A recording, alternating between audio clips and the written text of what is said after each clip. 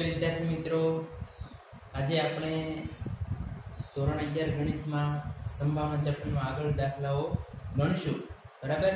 તો વિદ્યાર્થી મિત્રો, આપણે જે છેલ્લા લેક્ચરમાં જે છે ઘટના આધારિત અલગ અલગ પ્રશ્નો જોયા હતા.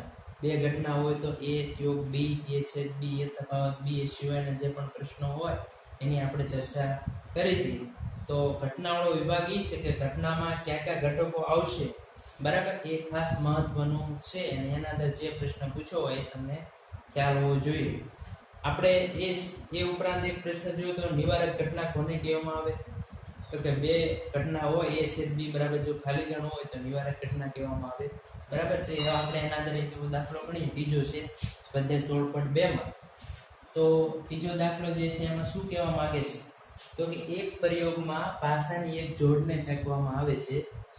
એક પ્રયોગમાં પાસાની એક જોડ એટલે એક પાસું નહીં પણ બે પાસાને ફેંકવામાં આવે છે, એ રીતે સમજવાનું. બરાબર. એક પ્રયોગમાં પાસાની એક જોડ છે એટલે બે પાસા, જોડને ફેંકવામાં આવે છે અને તેમના ઉપર દેખીતી સંખ્યાઓની નોંધ કરવામાં આવે છે. નીચે આપેલ ઘટનાનું વર્ણન કરો. તમને શું કીધું છે કે બે પાસાને ફેંકવામાં આવે છે અને એના ઉપર જે સંખ્યા મળે છે એની નોંધ કરવામાં આવે છે. તમને ખ્યાલ છે બે પાસા ફેંકવામાં આવે તો 36 પરિણામો મળશે. નિદર્શ અવકાશમાં 36 ઘટકો હોય. બરાબર. એમાંથી આપણે અલગ અલગ ત્રણે ABC ઘટના જે છે, બરાબર, તો એમાં કયા કયા ઘટકો આવશે, બરાબર, એ આપણે લખવાના છે. તો આપણે જોઈએ, એક પાસાની જોડ ફેંકતા મળતો નિદર્શાવકાશ શું થશે? નિદર્શાવકાશ તો કે એ થશે, આપણે ટૂંકમાં લખીએ છીએ x, y. x, y પ્રકારનો હોય જ્યાં x બરાબર 1, 2, 3, 4, 5, 6 અને y બરાબર 1, 2, 3, 4, 5, 6. બરાબર. 36 પરિણામો તમને ખ્યાલ છે ક્યાં ક્યાં છે? 1, 1, 1, 2, 1, 3, એ રીતે 6 બધા સાથે એ રીતે લેવાનું, કુલ 36 પરિણામો મળે. પણ આપણે આમાંથી જે ખ્યાલ આવી ગયો રકમમાં એટલે સુધી 36 પરિણામ મળે. પણ હવે આપણે એમાંથી કયા કયા ઘટકો લેવાના છે, ઘટના A ની વાત કરીએ. બરાબર. ઘટના A એમાં શું કહેવા માંગે છે? ઘટના એમાં તો કે સંખ્યાઓનો સરવાળો 8 કરતા વધુ છે. સંખ્યાઓનો સરવાળો 8 કરતા વધુ છે. બરાબર. જો અહીંયા ખાસ સમજો, એના ઉપર પાસાને ફેંકવામાં આવે અને એના ઉપર બંને ઉપર જે અંક મળે એ બેનો સરવાળો કરો, એમાં શું સંખ્યાઓનો સરવાળો 8 કરતા વધુ હોય એમ કીધું છે. બરાબર. તો સરવાળો 8 કરતા વધુ હોય તો આપણે અહીં સમજવા માટે લખીએ, અથવા કઈ રીતે લખી શકાય? બંને પાસા પરના અંકોનો સરવાળો 8 કરતા વધુ છે. મતલબ શું હોય? 8 કરતા વધુ છે એટલે શું હોય? તો કે સરવાળો કેટલો હોય? 9 હોય. સરવાળો 9, 10, 11, 12 હોય શકે. ઈ પણ તમને ખ્યાલ છે કે પાસા ઉપરના અંકનો સરવાળો વધુ 12 હોય, ઓછા 2 હોય. એટલે હવે આપણે ઈ પરિણામો આપણે લખવા છે વિદ્યાર્થી મિત્રો. એમાં ક્યાં ક્યાં ઘટકોનો સમાવેશ થશે એ આપણે જોઈએ. તો સૌથી પહેલા 9 સરવાળો થાય એવા પરિણામો ક્યાં ક્યાં છે? તો કે 1 ની સાથે એક પણ ઘટક ન લઈ શકાય. 2 ની સાથે જે ઘટક લઈએ એમાં પણ નહીં થાય. 3 ની સાથે ઘટક લે 3 લેવામાં આવે. 3 ની સાથે શું હોય તો સરવાળો 6 થાય? તો કે 3,6 હોય. રેડી. 3 ની સાથે એક ઘટક આવશે. એ ઉપરાંત વિદ્યાર્થી મિત્રો શું આવશે? 4 ની સાથે લઈ શકાય? તો કે 4 ની સાથે શું લઈ શકાય? 4 ની સાથે જો આપણે વિદ્યાર્થી મિત્રો સરવાળો 9 થાય એવા પેલા ઘટકો આપણે લઈએ. બરાબર. તો કે 3 ની સાથે 6, જો આપણે તમામ સરવાળો પહેલા 9 થાય, 10 થાય, 11 થાય, 12 થાય, તમામ પરિણામો લેશું. તો પહેલા સરવાળો ન થાય 3,6, પછી 4,5, પછી 5,4 એનો સરવાળો 9 થાય, પછી તો કે 6,3 આ સરવાળો 9 થાય એવા પરિણામો છે. પછી સરવાળો 10 થાય એવા પરિણામો ક્યાં ક્યાં છે? તો કે એમાં વિદ્યાર્થી મિત્રો 3 સાથે એક પણ ઘટક લઈ શકાય નહીં. બરાબર, એના માટે 4 થી શરૂઆત કરવી પડે. એમાં ઘટક તમે લેશો તો 4,6 લેવા પડે તો સરવાળો કેટલો થાય? 10 થાય. પછી 5,5 લેવા પડે એનો સરવાળો 10 થાય. પછી 6,4 લેવા પડે એનો સરવાળો 10 થાય. પછી સરવાળો 11 થાય એવા ઘટકો ક્યાં છે? સરવાળો 11 થાય એવા ઘટક તો કે એમાં 4 સાથે પણ એક એક ઘટક લઈ શકાય, એટલે 5 સાથે 6 લઈ શકાય, સરવાળો 11. 6 સાથે 5 લઈ શકાય, સરવાળો 11. 2 આવે. અને ઈ વખતે પણ આપણે કીધું હતું 2 પાછળ ફેંકવામાં આવે ત્યારે કે જે 9 સરવાળો થયેલા ઘટકો ક્યાં ક્યાં છે, 10 સરવાળો થયેલા ઘટકો ક્યાં? બરાબર, 6,5. પછી 12 સરવાળો થયેલા એક જ ઘટક મળે 6,6. એટલે ઘટના એ જે છે એમાં 1 2 3 4 5 6 7 8 9 અને 10 એટલા પરિણામો મળે છે. પછી આપણે ઘટના બી ની વાત કરીએ તો કે ઘટના બી માં શું કહેવામાં આવે છે? ઘટના બી તો કે બંને પાસા ઉપર સંખ્યા 2 દેખાય. બંને પાસાઓ ઉપર સંખ્યા 2 દેખાય છે. તો આમાં વિદ્યાર્થી મિત્રો તમને બંને પાસા ઉપર સંખ્યા 2 દેખાય મતલબ તમારે કે એમાં એ રીતે ઘટકો લેવાના છે કે બંને પાસાને ફેંકવામાં આવે ત્યારે પાસા ઉપર 2 અંક તો હોવો જ જોઈએ એવા ઘટકો તમારે એમાં લેવાના છે. બરાબર, ઘટના બી માં તો એવા ઘટકો ક્યાં આવશે? તો કે 2 દેખાય એવા તો કે આપણે 1,2 લઈ શકીએ. જો એમાં 2 દેખાય છે બીજા પાસા ઉપર. અને પછી શું કીધું છે? તો કે એમાં આપણે 1,2 સાથેનો હવે આગળ 2,1 લઈ શકાય. તો એમાં પણ આ રીતે થઈ ગયું, એમાં 2 દેખાય છે. પછી હવે 3 નો વારો થઈ જાય તો કે 3 ની સાથે આપણે 2 લઈ શકાય. બરાબર, એક આપણે ઘટક લઈ ગયો છે એમાં શું આવશે? 2,1 લઈ શકાય, 2,2 પણ લઈ શકાય. ઉપરાંત 2,3 પણ જો 2 સાથેના તમામ ઘટક આવી જાય 2,1 2,2 2,3 2,4 2,5 2,6 ઉપરાંત આગળ 3 ની સાથે 3,2 લઈ શકાય. પછી આગળ લઈ શકાય નહીં. પછી 4 નો વારો 4,2 લઈ શકાય એમાં પણ 2 દેખાય. 5,2 લઈ શકાય એમાં પણ 2 દેખાય. ઉપરાંત 6,2 લઈ શકાય એમાં પણ આપણને 2 દેખાય છે.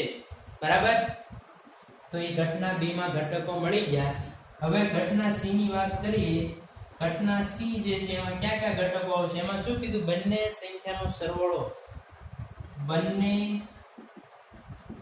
સંખ્યાનો સરવાળો, પાસા પરના અંકનો સરવાળો ઓછામાં ઓછો 7 તથા 3 નો ગુણિત છે. બરાબર, તો આમાં જે છે શું કહેવા માંગે છે? બંને સંખ્યાનો સરવાળો ઓછામાં ઓછો 7. ઓછામાં ઓછો 7 સરવાળો એટલે 7 સરવાળો થતો હોય 8 9 10 11 અને 12 સરવાળો થતા હોય એવા ઘટકો તમારે લેવા પડે. પણ સાથે શું કીધું છે? 3 નો ગુણિત છે. એટલે શું લઈ શકાય? સમજવા માટે લખું છું. 3 નો ગુણિત એટલે 9 અને 12 બે 3 નો ગુણિત હોય એટલે સરવાળો 9 અથવા 12 થતો હોય તેવા ઘટકો જ આપણે અહીંયા લેવા પડે. બરાબર, તો એવા ઘટકો ક્યાં ક્યાં આવશે? બરાબર, જે આપણે વાત કરી તો કે સરવાળો 9 થતો હોય એવા ઘટક આપણે અહીંયા હમણાં લખ્યા હતા. વિદ્યાર્થી મિત્રો શું આવશે? 3,6 પછી શું લખ્યું હતું? 4,5 પછી 5,4 એમાં પણ સરવાળો 9 થાય. ઉપરાંત 6,3 બરાબર.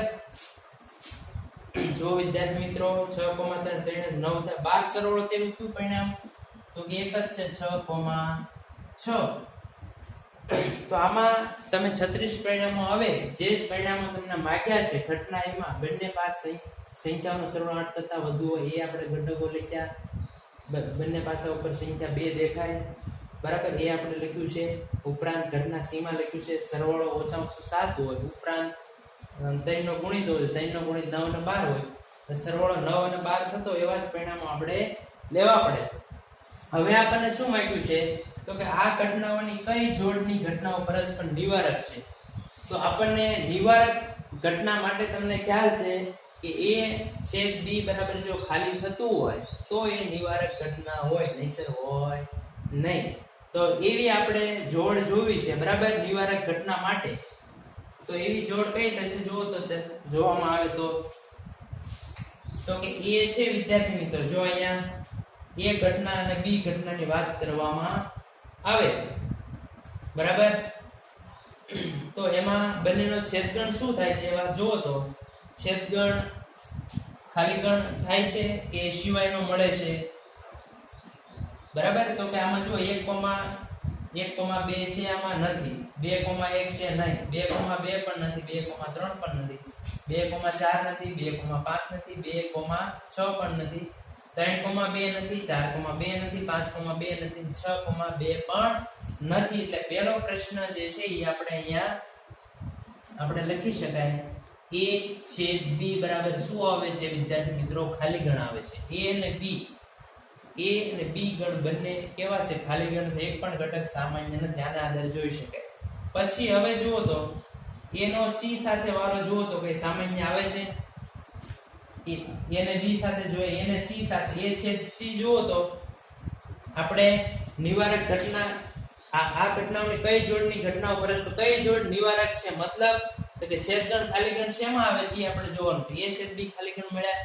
હવે આપણે જોઈએ કે a છેદ c જોવામાં આવે શું આવે છે a છેદ c માં? તો કે a છેદ c જોવામાં આવે વિદ્યાર્થી મિત્રો તો એમાં સામાન્ય આવે છે એની વાત કરીએ તો કે 3,6 છે, આમાં આ છે 3,6, 4,5, 5,4, 6,3 છે, ઉપરાંત 6,6 છે. તમામ ઘટકો છે એટલે a છેદ c શું આવશે એ આપણે જોઈએ તો કે એમાં આવશે 3,6 બરાબર, 4,5, 5,4, 6,3, 6,6 એટલા ઘટકો આવે છે. એટલે a છેદ c જે છે ખાલી ગણ નથી, નોટ ઇક્વલ થાય. હવે b નો c સાથે વાળો જોઈએ. b અને c જે છે એ ખાલી ગણ મળે છે તો કે 3, આમાં છે જુઓ તો 3,6 કે નથી, 4,5 પણ નથી, 5,4 પણ નથી, 6,3 પણ નથી અને 6,6 પણ. b અને c માં પણ કોઈ છેદગણ કઈ સામાન્ય મળતું નથી. એટલે b છેદ c કેવા છે? ખાલી ગણ. પરસ્પર કીધું છે એટલે બધા એકબીજા સાથે જોઈ લેવાના છે. a ને b સાથે જોવામાં આવે, a ને c સાથે, b ને c સાથે જોઈ લો તો a છેદ b અને b છેદ c બે ખાલી ગણ મળે છે. તો આપણે લખી શકાય કે અહીં a તથા b ની જોડ પરસ્પર નિવારક છે. ઉપરાંત બીજી કઈ છે? b અને c, b તથા c ની જોડ પરસ્પર નિવારક છે, બરાબર. તો આ એનો જવાબ આપણે તૈયાર થઈ જાય, બરાબર. જો એકવાર કે આપણે નિવારક કીધું છે, આ પ્રશ્ન MCQ માં પણ પૂછાય, તમને બે ઘટના આપી હોય તો પરસ્પર નિવારક ઘટના છે એવો પ્રશ્ન પૂછે, તમારે ખાસ ખ્યાલ હોવો જોઈએ કે છેદગણ ખાલી ગણ હોય, a છેદ b બરાબર 5 હોય તો શું હોય? નિવારક ઘટના હોય. શું હોય? નિવારક ઘટના કહેવામાં આવે, બરાબર. જોઈ લો, એકવાર નજર ફેરવી લો કઈ રીતે આપણે દાખલો ગણ્યો છે. વિદ્યાર્થી મિત્રો આપણે જે છે બરાબર ઘટના આધારિતમાં આપણે છેદગણ, યોગગણ, તફાવતગણ, પૂરકગણ કઈ રીતે દાખલા ગણી શકાય એ આપણે વાત કરી. નિવારક ઘટના કોને કહેવામાં આવે એ આપણે જોયું, બરાબર ને. નિવારક ઘટના a છેદ b બરાબર ખાલી ગણ હોય તો a અને b પરસ્પર નિવારક ઘટના છે. જો આ શબ્દ ખાસ તમે ધ્યાનમાં રાખજો, 12મા ધોરણમાં આવશે ત્યારે ખ્યાલ હોવો જોઈએ નિવારક ઘટના કોને કહેવામાં આવે, બરાબર. પછીનો એક એવો શબ્દ છે નિશેષ ઘટના. શું છે? નિશેષ ઘટના. નિવારકની જેમ નિશેષ ઘટના. તો એમાં શું હોય તો કે એ અને બી જે છે એનો યોગગણ લેવામાં આવે તો સાર્વત્રિક ગણ થતો હોય. શું હોય? એ યોગ બી. એ અને બી નો યોગગણ જો સાર્વત્રિક ગણ થતો હોય તો એ અને બી પરસ્પર નિશેષ ઘટના છે. આ શબ્દ પણ ખાસ ધ્યાનમાં રાખજો. નિશેષ ઘટના એ પણ 12માં ઉપયોગમાં આવશે. મતલબ કે નિવારક ઘટના કોને કહેવામાં આવે, નિશેષ ઘટના કોને કહેવામાં? નિવારક ઘટનાની સંભાવના 0 હોય અને નિશેષ ઘટનાની સંભાવના કેટલી હોય? 1 હોય. એટલે એ આપણે આગળ ઉપયોગમાં આવશે. એટલે બે પોઈન્ટ તમે ખાસ ધ્યાનમાં લેજો. અને તમામ બાળકો જે છે એને ખાસ વિનંતી છે કે તમે વિદ્યાર્થી મિત્રો અત્યારે શક્ય બને એટલી મહેનત કરો. બરાબર, અમુક સમય નક્કી કરી નાખો કે આપણે એટલો સમય વાંચવું છે, 4 કલાક 5 કલાક, બરાબર. એટલો તમારે છેલ્લે ઘણો ફાયદો થશે. ને અત્યારે તમે લેક્ચર જુઓ તો બહુ ટૂંકા લેક્ચરો હોય છે, એટલે દાખલાની સંખ્યા પણ બહુ ઓછી હોય, બરાબર. એટલે અત્યારે તમે તૈયારી જેવી બેસ્ટ તૈયારી કરવી હોય તમે કરી શકો, બરાબર. પણ તમારું મન મક્કમ હોવું જોઈએ, તમને રસ હોવો જોઈએ, બરાબર. અને પૂરેપૂરા વિડીયો જોવા પડે ત્યારે તૈયારી થઈ શકે. ટેસ્ટ જે હોય સોમ બુધ શુક્રમાં એમાં પણ તૈયારી સાથે તમે ટેસ્ટ આપો, બરાબર, તો સારા માર્ક તમે મેળવી શકો. તો આજનો લેક્ચર એટલો રાખીએ.